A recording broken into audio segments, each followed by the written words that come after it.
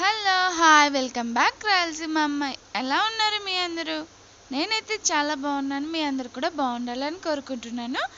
ఈరోజు వీడియో వచ్చేసి రాయలసీమ వాళ్ళు చేసుకునే తిరువాత అన్నం జ్యూసీ చికెన్ కర్రీ చూసేయండి. చూసే ముందు చిన్న రిక్వెస్ట్ అండి, ఈ వీడియో కనుక నచ్చితే లైక్ చేయండి, షేర్ చేయండి, సబ్స్క్రైబ్ చేయండి.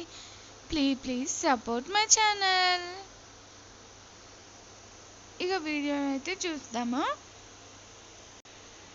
ఇక ముందుగా అయితే నేను ఇక్కడైతే చికెన్ కర్రీ చేద్దామని చెప్పేసి ఒక బాండీ అయితే పెట్టుకున్నాను. అందులో చికెన్కి సరిపడేంత ఆయిల్ అయితే తీసుకున్నానండి. తీసుకొని అందులో మసాలా దినుసులు, చెక్క, లవంగ, సాజీరా, ఇలా మన దగ్గర ఉన్న మసాలా దినుసులన్నీ కూడా వేసేసి వేపుకోవాలి.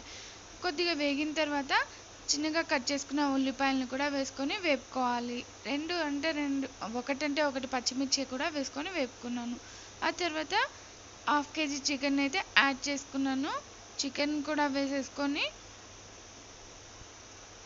కొద్దిగా కలిపేసుకొని ఇప్పుడు సాల్ట్ అలాగే పసుపు కూడా వేసుకుంటున్నాను. వేసుకొని చికెన్లో వాటర్ అంతా కూడా బయటకు వచ్చే వరకు కూడా మూత పెట్టేసుకొని ఒక 5 నిమిషాలు అలా పెట్టేసుకుంటే వాటర్ అనేది బయటకు వస్తుంది. అలా వాటర్ అంతా బయటకు వచ్చిన తర్వాత వాటర్ కూడా మొత్తం కూడా ఎగిరిపోయే విధంగా మూత పెట్టేసుకొని ఒక 5 నిమిషాలు అనేది ఉడికించుకోవాలి. అలా ఎగిరిపోయిన తర్వాత మనము అల్లం వెల్లుల్లి పేస్ట్ వేసుకొని 2 నిమిషాలు కూడా ఇది కూడా పచ్చి వాసన పోయే వరకు కూడా వేపుకోవాలి. అలా వేగిన తర్వాత ఒక 1/2 టమాటా అయితే తీసుకున్నానండి. 1/2 టమాటా అనేది వేసుకొని చికెన్లో మగ్గనిచ్చుకున్నాను. ఇది కూడా టమాటా కూడా మెత్తగా అయ్యే వరకు కూడా ఉడికించుకోవాలి. టమాటా వేసుకోవడం వల్ల నీచు వాసన అనేది రాకోకుండా ఉంటుంది. ఇది టమాటా అనేది ఆప్షనల్ అండి, మీకు ఇష్టమైతే వేసుకోవచ్చు, లేకపోతే లేదు. టమాటా కూడా మగ్గిన తర్వాత ఎండు కొబ్బరి పౌడర్ని అయితే యాడ్ చేసుకుంటున్నాను. అలాగే ధనియా పౌడర్ని కూడా యాడ్ చేసుకుంటున్నాను. ఇప్పుడు మనకి రుచికి తగ్గట్టు కారం కూడా యాడ్ చేసుకోవాలి. కారం కూడా యాడ్ చేసుకున్న తర్వాత బాగా కలుపుకొని నాకు ఇక్కడ పచ్చి కరివేపాకు అయితే పైనుంచి వేసుకున్నాను. స్మెల్ నాకు చాలా ఇష్టం. పచ్చి కరివేపాకు స్మెల్ కోసం నేను పచ్చిదైతే వేసుకున్నాను. తర్వాత తగినన్ని వాటర్ అనేది యాడ్ చేసేసుకొని గ్రేవీ కోసం మూత అయితే పెట్టేసుకొని ఒక 10 నిమిషాలు అనేది ఉడికించుకోవాలి. మనము ఇప్పుడు తిరువాత అన్నం ఎలా చేసుకోవాలో చూద్దాము. ముందుగా అయితే నేను స్టవ్ మీద ఒక గిన్నె అయితే పెట్టేసుకొని అందులో ఒక 3 టేబుల్ స్పూన్ వరకు ఆయిల్ అలాగే 2 టేబుల్ స్పూన్ వరకు నెయ్యి అయితే వేసుకున్నాను. వేసుకున్న తర్వాత మన దగ్గర ఉన్న మసాలా దినుసులు కూడా వేసుకోవాలి. చెక్క, లవంగ, సాజీరా, మరాఠీ మొగ్గ, అలాగే బిర్యానీ ఆకు, ఇవన్నీ కూడా వేసుకొని వేగించుకోవాలి. అలాగే సన్నగా తరిగి పెట్టుకున్న ఉల్లిపాయలను కూడా వేసుకొని ఉల్లిపాయలు అనేవి బాగా వేపుకోవాలండి. టేస్ట్ అంతా కూడా ఉల్లిపాయలు బాగా వేగితే బాగుంటుంది. ఆ తర్వాత ఉల్లిపాయలు కూడా కొద్దిగా వేగిన తర్వాత 2 పచ్చిమిర్చిని వేసుకున్నాను. ఈ 2 కూడా బాగా వేగిన తర్వాత అల్లం వెల్లుల్లి పేస్ట్ అయితే యాడ్ చేసుకుంటున్నాను. అల్లం వెల్లుల్లి కూడా పచ్చివాసన పోయే వరకు వేపుకోవాలి. ఇలా పచ్చివాసన పోయే వరకు వేగిన తర్వాత మనము మీడియం సైజు 2 టమాటాలను అయితే ప్యూరీ అయితే చేసి పెట్టుకున్నాను. ఆ ప్యూరీని అనేది ఇందులో అయితే వేసుకోవాలి. టమాటా ప్యూరీ వేసుకున్న తర్వాత బాగా వేపుకోవాలండి. టమాటాలోని వాటర్ అంతా కూడా బయటికి వచ్చి బాగా టమాటా అంతా వాటర్ కూడా ఎగిరిపోయే విధంగా మొత్తం కూడా వేపుకోవాలి. వాటర్ అంతా కూడా బయటికి వచ్చేటప్పుడు మనకు టేస్ట్కి సరిపడేంత సాల్ట్ని అయితే యాడ్ చేసుకోవాలి.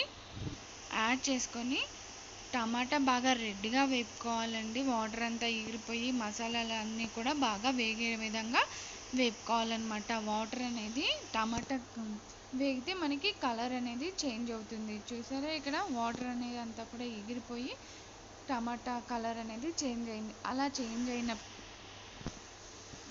టమాటా కూడా బాగా వేగిపోయిన తర్వాత ఇప్పుడు ఎండు కొబ్బరి పౌడర్ని అయితే యాడ్ చేసుకోవాలి. అలాగే ధనియా పౌడర్ని కూడా యాడ్ చేసుకోవాలి.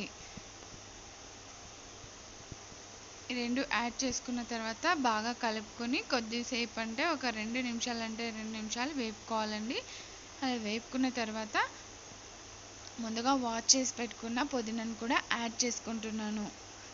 ఈ రైస్లో పుదీనాను యాడ్ చేసుకోవడం వల్ల చాలా బాగుంటుంది టేస్ట్ అయితే. ఇలా మొత్తం కూడా వాటర్ అనేది మొత్తం కూడా ఎగిరిపోయి చూస్తున్నారా బాగా వేగాలన్నమాట. ఇది వేగడం వల్ల టేస్ట్ అంతా కూడా ఇందులోనే ఉంటుంది. ఇలా మొత్తం వేగిన తర్వాత నేను ఇక్కడ చూపిస్తున్నాను కదా, ఈ గ్లాస్ తోటి 2.5 గ్లాస్ రైస్ అయితే తీసుకున్నాను.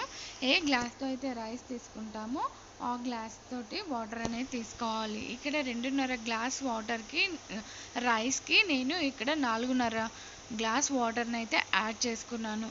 ఈ వాటర్ అంతా కూడా వేసిన తర్వాత బాగా కలుపుకొని ఈ వాటర్ని తెరల కాగించుకోవాలి. బాగా మసలాలన్నమాట.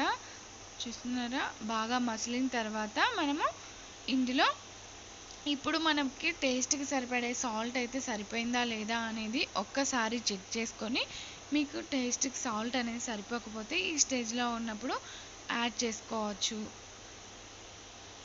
నాకు కొంచెం సరిపోలేదు కాబట్టి ఇంకొంచెం సాల్ట్ని అయితే యాడ్ చేసుకున్నాను. ఇలా యాడ్ చేసుకున్న తర్వాత వాటర్ అనేవి బాగా మసలాలండి. మసలితే ఇదిగో చూస్తున్నాను కదా, ఈ విధంగా మసిలేటప్పుడు ముందుగా రైస్ని అయితే నేను వాష్ చేసుకొని ఒక 1/2 అవర్ అయితే నానబెట్టుకున్నాను. ఆ రైస్లోని వాటర్ అంతా కూడా తీసేసుకొని ఇప్పుడు ఓన్లీ రైస్ని మాత్రమే ఈ మసులుతున్న వాటర్లోకి అయితే వేసుకోవాలి.